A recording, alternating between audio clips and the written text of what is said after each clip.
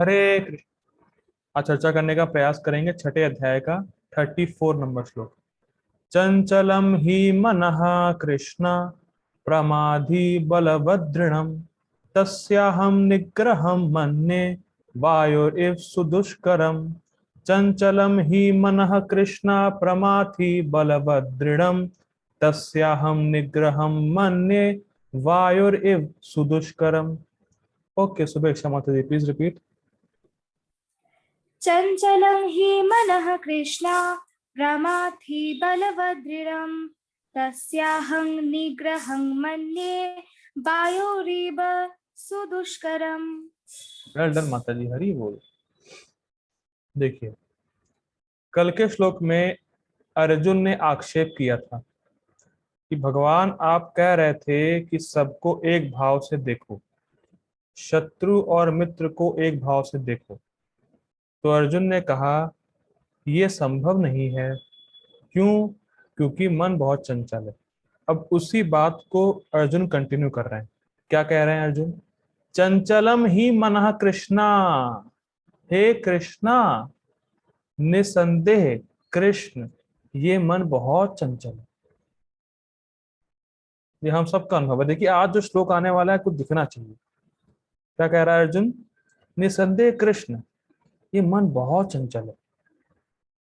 ये जो समता का भाव है, इसमें मन स्थिर नहीं रह सकता, रहता ही नहीं, विषम हो ही जाता है। कोई हमारे साथ रूड बिहेव करे तो हम नहीं चाहते हैं कि ये मेरे पास रहे। ऐसा होता है। कभी कोई व्यक्ति आया, रूड बिहेवियर, आपसे रूड बिहेव कर रहा है, तो हम चाहते हैं कि यार जल्दी जाए यहाँ से, मेरे सामने से ही ना, मेरे सामने आए ही ना कभी वापस। ऐसा कभी होता है आप लोगों के साथ? कोई व्यक्ति आया और कुछ आपसे उल्टा सीधा बोल गया, रूड बिहेवियर कर दिया, तो हम चाहते हैं कि ये व्यक्ति यहाँ रहे ही ना, हम इससे दोबारा कभी बात करें ही ना। क्या ऐसा होता है आपके साथ? गुरुजन प्रभु कहते हैं, प्रभुपाद जी के डिसाइपल, हम तो ये सोचते हैं कि वो व्यक्ति इस ब्रह्मांड में ही ना रहे। वो दूसरे ब्रह्मांड में ट्रांसफर हो जाए उसका। बड़ा सुंदर बात है। तो मन में कभी भी समभाव नहीं रह सकता, कि मन बड़ा चंचल है। कोई आपके सामने आएगा, कुछ बासी बात बोल देगा, तो हम तुरंत चाहते हैं कि सामने से चला जाएगा, वरना मेरे मुंह से कुछ सुन लेगा ये। ठीक है। तो ये मन कभी भी सम नहीं रहता, विषम हो ही जाता है। और सम, देखिए समता की स्थिति क्या है?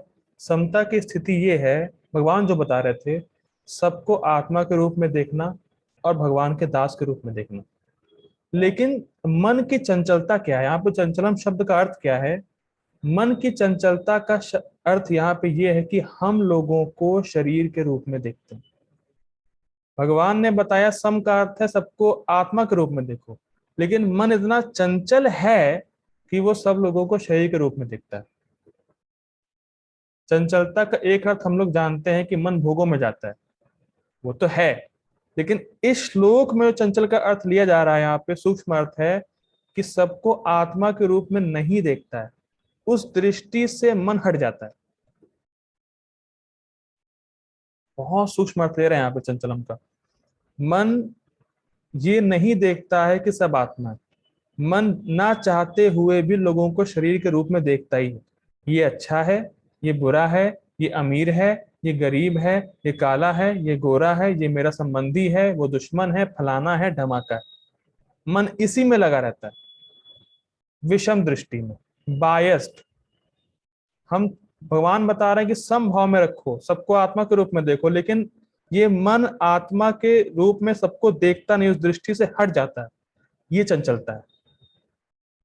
एक चंचलता तो है कि मन भोगों में जा रहा है, और यहाँ पे चंचलता का अर्थ है कि सम दृष्टि से हट जाना। कैच कर पा रहे हैं? बहुत सुंदर अर्थ ले रहे हैं आप। तो सम रूप में मन टिक ही नहीं पाता है, शरीर के रूप में देखता है कि ये मेरा दोस्त है, ये मेरा दुश्मन है, ये तो अमीर है, ये तो गरीब है, इसके पास ये है, उसके पास वो है। लेकिन वो जान नहीं रहा है कि सभी आत्मा है, सब कृष्ण के दास है। इस बात पे, इस दृष्टि पे मन टिका नहीं। तो ठीक है भाई, मन को समझा दो। कोई कहे कि भाई अगर आप कह रहे हैं मन टिक नहीं पा रहा है, तो मन को समझा दो ना क्या दिक्कत है? बुद्धि के द्वारा मन को समझा दो। तो इस पे कह रहे हैं प्रमाथी। प्रमाथी, बलवत, दृढ़म, 3 शब्द ले रहे हैं। कोई मान लीजिए कहे कि मन को समझा दो ना बुद्धि के द्वारा, क्या दिक्कत है, मन समझ जाएगा। तो इस पे कह रहे हैं प्रमाथी, बलवत और दृढ़म। प्रमाथी मतलब पागल है, मन बिल्कुल पागल है, कितना भी मन को समझा लो वो समझता ही नहीं। भाई अगर आपको कोई बुरा आके बोले तो क्या हम ये स्वीकार कर लेते हैं कि ये मेरे ही कर्म का फल है? आज एक डिवोटी कह रहे थे कि भाई बुरी सिचुएशन में कृष्ण को हमेशा कैसे याद करें, कैसे। हम कभी कभी ऐसा होता है कि कोई बुरी सिचुएशन आ गई तो हम कृष्ण को ब्लेम करते हैं। तो कृष्ण को आप ब्लेम इसीलिए कर रहे हैं क्योंकि आप ये स्वीकार नहीं कर रहे कि ये मेरे कर्मों का फल है। ये मन आपका स्वीकार नहीं करता है कि जो कठिन सिचुएशन मेरे सामने आई है, जो कठिनाई मेरे सामने आ रही है, वो मेरे कर्म का फल ही है। ये मन स्वीकार नहीं करता, मन इतना पागल है। बहुत सुंदर बात। देखिए हम लेक्चर में, जैसे मैं लेक्चर में कह सकता हूँ, हम सुन सकते हैं, लेकिन जब सिचुएशन आती है तब ये हम स्वीकार करने में असमर्थ होते हैं कि ये मेरे कर्मों का फल ही है। तो हम क्या सोचते हैं, तो मेरा दुश्मन है, मेरी बुराई करता है, मुझे डांट रहा है, मुझे करेक्शन दे रहा है। उस समय हम ये स्वीकार नहीं कर पाते कि मेरे कर्मों का फल है। उस समय हम उसको दुश्मन मान लेते हैं, ये मेरा दुश्मन है, मुझे समझा रहा है। मुझे होता कौन है तू समझाने वाला?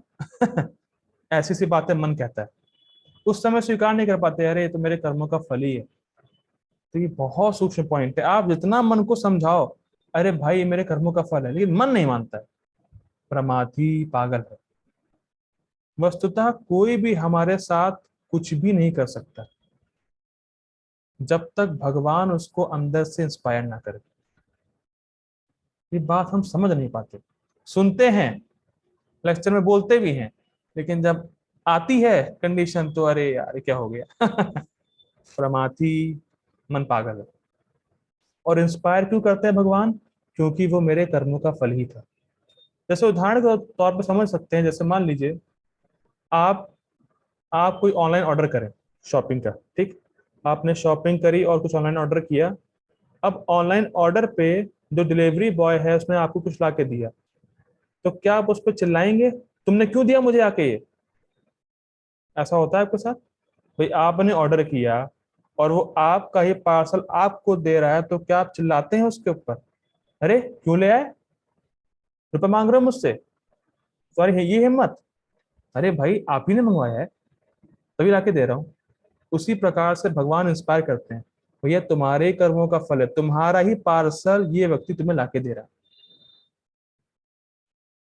भगवान ऐसे कह सकते हैं, भगवान अमेजोन कंपनी है।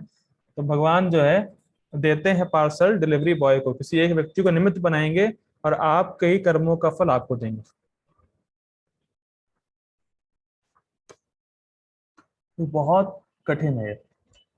तो हमें जो कुछ प्राप्त हो रहा है और जो कुछ छिन रहा है वो मेरे कर्मों का ही फल है, ये सिद्धांत है। लेकिन इसको मन नहीं मानता है, इसीलिए कह रहे हैं प्रमाथी पागल है।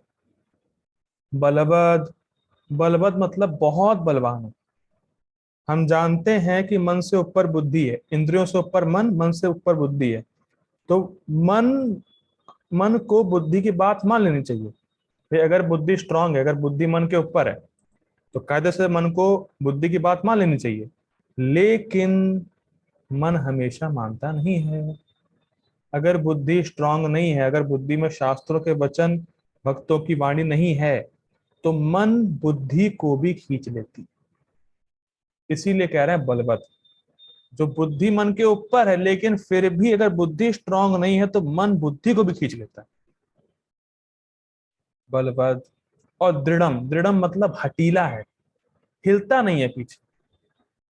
कितना भी व्यक्ति करे कि मन भोगों में ना जाए, मन विषम ना हो, दुश्मन दोस्त ना देखो, लेकिन मन हटता नहीं उस चीज से, हटीला है, वहीं फंसा रहेगा। बहुत सुंदर है। अब आगे बोल रहा है अर्जुन, तस्याहम निग्रहम मन्ये। अहम मतलब मैं, तस्य उस मन को, निग्रहम कंट्रोल करना, मन्ने मतलब इस मन को कंट्रोल करना, इसको मैं मान रहा हूं, वायुर इव दुष्करम, वायु को कंट्रोल करने से भी कठिन है। क्या कोई व्यक्ति हवा को कंट्रोल कर सकता है? नहीं कर सकता। अर्जुन कह रहा है मैं इससे भी कठिन मान रहा हूं मन को कंट्रोल करना, वायुर इव दुष्करम। जैसे कोई व्यक्ति हवा को कंट्रोल नहीं कर सकता, तो हवा को कंट्रोल करने से भी डिफिकल्ट है मन को कंट्रोल करना। अब यहाँ पे मन की उपमा या मन का कंपैरिजन वायु से क्यों कर रहे हैं? बड़ा सुंदर अर्थ देखिए। हवा जहां चाहे वहां बहती है, कोई रोक सकता है हवा को? भी हवा मान लीजिए ईस्ट से वेस्ट की ओर बह रही है तो बह रही है, किसी का कोई कंट्रोल नहीं कि उसको रोक ले। उसी प्रकार से मन जहां जाना चाहता है वहां जाता है, कोई रोकता नहीं है उसको, कोई रोक नहीं सकता उसको। कितना सुंदर एग्जाम्पल ले रहे हैं। जैसे हवा जहां चाहे वहां बहेगी, उसमें नो रेस्ट्रिक्शन, उसको आप रोक नहीं सकते। उसी प्रकार से मन की जो गति है वो वहीं जाएगा, उसको कोई रोक नहीं सकता। इतना सुंदर। अब इसको हम मैप करते हैं भक्ति से पहले, फिर आगे बढ़ेंगे। देखिए इससे बहुत बड़ी प्रेरणा प्राप्त हो रही है, बहुत रहस्य छुपा हुआ है श्लोक में। जब अर्जुन इस बात को बोल रहे हैं 5,000 साल पहले, मन को कंट्रोल करना इतना मुश्किल है, और अब आप मान लीजिए कहे, मान लीजिए कोई भक्त कहे कि हमारा मन नहीं लगता जप में, तो क्या ये प्रश्न बनता भी है? ये प्रश्न बनाने की जरूरत भी है? पहले तो ये बताइए। जब अर्जुन कह रहा है 5,000 साल पहले कि मन को कंट्रोल करना हवा को कंट्रोल करने से मुश्किल है, तो क्या ये क्वेश्चन भी बनता है कि प्रभु जी जब में मन नहीं लग रहा? ऑब्वियस है, प्रेरणा मिलनी चाहिए। देखिए प्रोपाद जी बहुत बार बोले हैं, मन के बारे में चिंता करने के बजाय जीव के बारे में चिंता करो।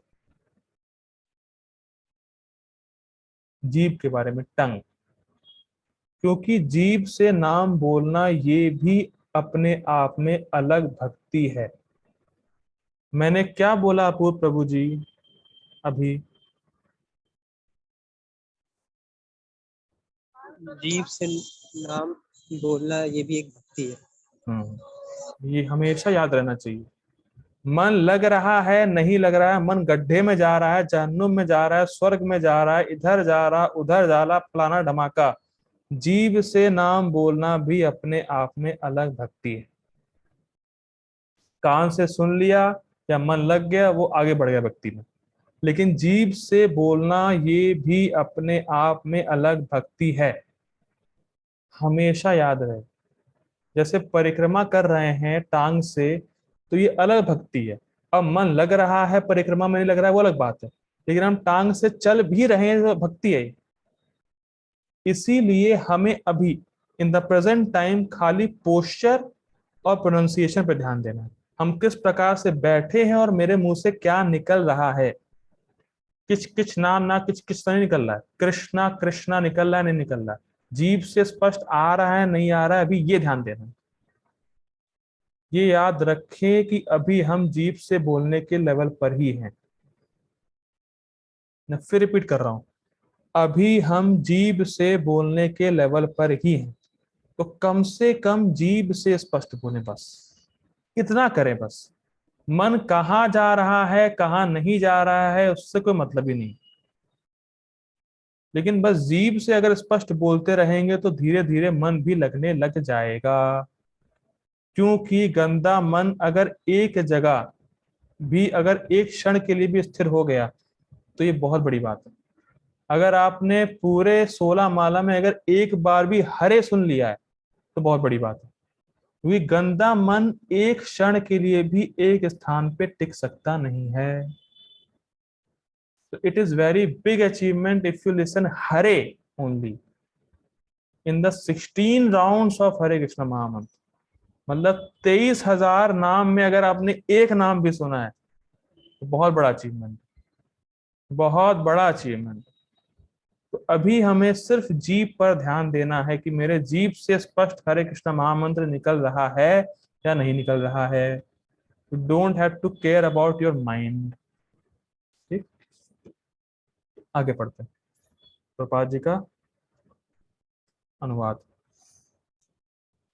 हे कृष्ण, चूंकि मन चंचल, अस्थिर, उच्छृंखल, उच्छृंखल मतलब किसी की बात ना सुनने वाला, हठीला तथा अत्यंत बलवान है, अतः मुझे इसे वश में करना वायु को वश में करने से भी अधिक कठिन लगता है। यह स्पष्ट है।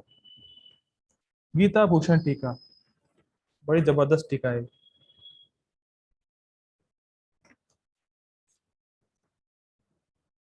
देखिए, इस श्लोक में अर्जुन मन के विषय में कहेंगे, तो कह ही रहे हैं, स्पष्ट है।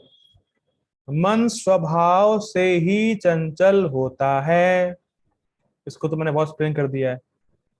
देखिए, जब व्यक्ति जब करने बैठे और इसी में फ्रस्ट्रेट हो जाए कि मन चंचल है, तो फिर क्या बात वो बात ही नहीं है भैया, मन चंचल है ही। आप उसमें फ्रस्ट्रेट ना हो कि मन लग नहीं रहा जप में, क्योंकि भाई स्वभाव ही मन का चंचलता है।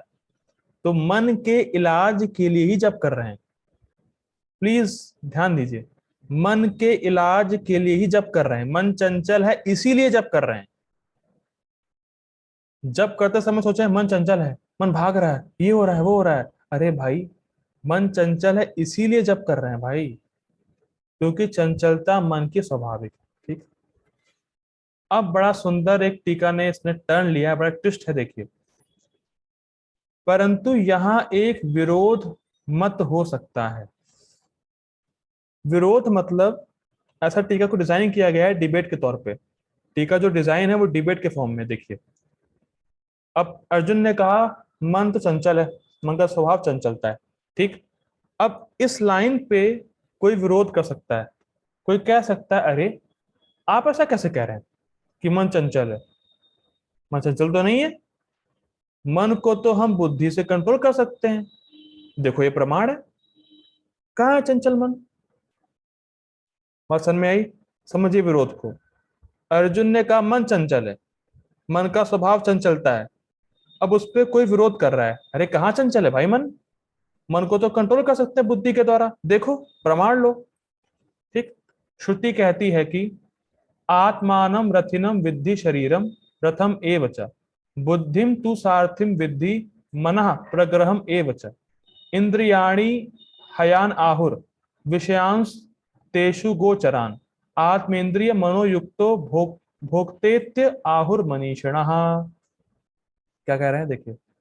यह जानो कि आत्मा रथी है, शरीर रथ है, बुद्धि सारथी है और मन रस्सी है, इंद्रियां रथ के घोड़े हैं और इंद्रिय विषय गोचर भूमि है। देखिए, इंद्रिय विषय क्या होते हैं? 5 होते हैं। रस, रूप, गंध, स्पर्श, शब्द।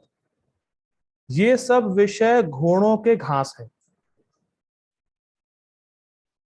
जैसे भूखा घोड़ा घास के पीछे आकर्षित हो ही जाएगा, होता ही है, वैसे ही इंद्रियां हमेशा अपने विषयों के प्रति आकर्षित होती ही है। इसमें भी आप आश्चर्य ना करें। इसमें भी आप आश्चर्यचकित ना हो कि अरे मेरी इंद्रियां इंद्रिय विषयों के पीछे भाग क्यों रही हैं, क्यों पागल है इंद्रिय विषयों के पीछे। वो स्वाभाविक है। आपकी इंद्रियां भूखे घोड़े हैं और इंद्रिय विषय घास है। तो जैसे घोड़ा घास के पीछे स्वाभाविक रूप से आकर्षित हो ही जाता है, उसी प्रकार से इंद्रियां अपने विषयों के पीछे भागेगी ही, स्वाभाविक है। चौंकिए नहीं, आश्चर्य मत करिए। और इंद्रियां अपने इंद्रिय विषयों का भोग कर रही हैं, इसीलिए अभी हम यहां पर हैं भौतिक जगत में। ठीक। देखिए, आगे पढ़ते हैं। मनीषी जड़ कहते हैं कि आत्मा भोगता है और मन तथा इंद्रियों से संबंधित है। कठोपनिषद 1:3:3। तो ये श्लोक दे रहे हैं 1.3.3 कठोपनिषद का। अब ये श्लोक क्यों कोट किया गया देखिए, यहां कहा गया है कि मन को बुद्धि के द्वारा निग्रहित किया जाता है, तो मन को विवेकशील बुद्धि के द्वारा नियमित किया जा सकता है। तो क्या विरोध, ऑब्जेक्शन उठा रहे हैं, क्या विरोध दे रहे हैं देखिए। पहले कहा अर्जुन ने कि मन बहुत चंचल है, अब उसको अपोज करते हुए कह रहे हैं कि मन रस्सी के समान है। ठीक पढ़ा हम लोगों ने, मन रस्सी के समान है और बुद्धि सारथी है। तो अगर सारथी ने रस्सी को खींच लिया तो मन कंट्रोल, घोड़े कंट्रोल हो गया ना। आप क्यों कह रहे हैं मन चंचल है? कोई कठिनाई है ही नहीं, चंचलता चंचलता कोई भी है ही नहीं भाई। अगर सारथी ने रस्सी को खींच लिया, कहाँ है चंचलता, कहाँ है दिक्कत? क्यों आप कह रहे हैं मन चंचल है, प्रमाथी है, बलवत दृढ़ है? क्या कह रहे हो भाई? बुद्धि के द्वारा कंट्रोल कर लिया हमने, हो गया ना। कहाँ की चंचलता? ये सारथी ने रस्सी खींच ली तो हो गया ना सब कुछ कंट्रोल में। आप काहे को लोड ले रहे हो? ये अपोजिशन है, ठीक है। अब इसके उत्तर में अर्जुन कह रहे हैं, बहुत सुंदर टीका बनाएंगे ये देखिए। अर्जुन कह रहे हैं नहीं, ऐसा नहीं है, क्योंकि यह मन प्रमाथी है। देखिए, पहले तो समझते विवेकशील बुद्धि का अर्थ क्या होता है, क्योंकि ऊपर आया है, ऊपर जगह लाइन में लिख रहे हैं कि मन को विवेकशील बुद्धि के द्वारा नियमित किया जा सकता है। तो देखिए, विवेकशील बुद्धि का अर्थ क्या होता है, पहले समझते हैं विवेक का अर्थ क्या होता है। विवेक का अर्थ है कर्तव्य अकर्तव्य की बुद्धि, ये करना चाहिए और ये नहीं करना चाहिए, शास्त्रों के अनुसार ये है विवेक। करना चाहिए और नहीं करना चाहिए सबको पता है, ये बुद्धि सबके पास है, करना चाहिए क्या नहीं करना चाहिए। लेकिन क्या बुद्धि है लोगों के पास आजकल? भोग करना चाहिए और इंद्रिय संयम नहीं करना चाहिए। हो गया ना बात, करना चाहिए क्या नहीं करना चाहिए तो मेरे पास है ना बुद्धि। इसीलिए कह रहे हैं विवेक मतलब करना चाहिए नहीं करना चाहिए शास्त्रों के हिसाब से, इसको बोलते हैं विवेक। समझ में आ रहा है? विवेक मतलब शास्त्र के अकॉर्डिंग क्या करना है क्या नहीं करना है, इसको विवेक बोलते हैं। क्योंकि करना नहीं करना सबको पता है, लेकिन गलत पता हुआ है। ठीक है, ठीक है, मैं ऐसा करता हूँ, मीटिंग एंड कर रहा हूँ, यहाँ पे बारिश बहुत हो रही है तो ओके मैं सेट कर देता हूँ। ठीक है, हम लोग नेक्स्ट मीटिंग ऑन करते हैं। Kindly request all of you to join again. Hare Krishna.